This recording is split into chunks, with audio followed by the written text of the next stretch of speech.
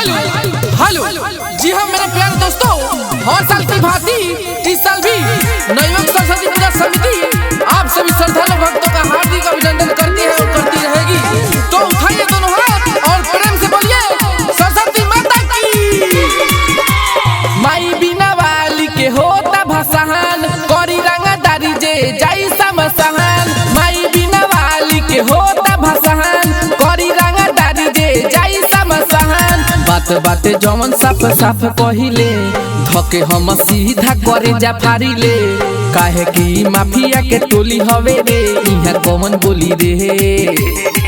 जवन बोली भाषण में सीधा गोली चली रे, जवन बोली भाषण में सीधा गोली चली रे, ज्यादा बोली भाषण में सीधा गोली चली रे।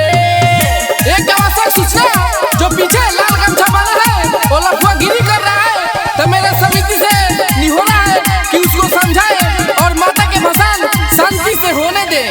पूजा समिति सब हवे बाहुबली, करबे जे बकर बकर तूड़ दी नहली।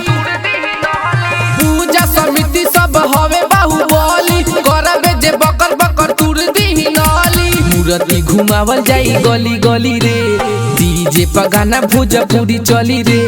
काहे की माफिया के टोली हवे रे, इहा कौन बोली रे। जवन बोली भाषण में सीधा गोली चली रे, जवन बोली भाषण में सीधा गोली चली रे, ज्यादा बोली भाषण में सीधा गोली चली रे।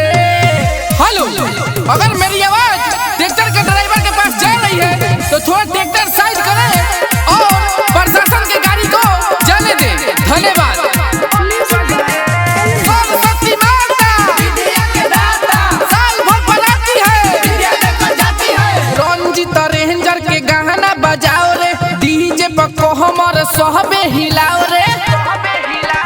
रंजित कुणाल के गाना बजाओ रे, डीजे पर कोहमर सहबे हिलाओ रे। मीठू महेश अलाउंस करी रे, परदीप प्रेमी जयकारा बोली रे। काहे की माफिया के टोली हवे रे, इहा कौन बोली रे।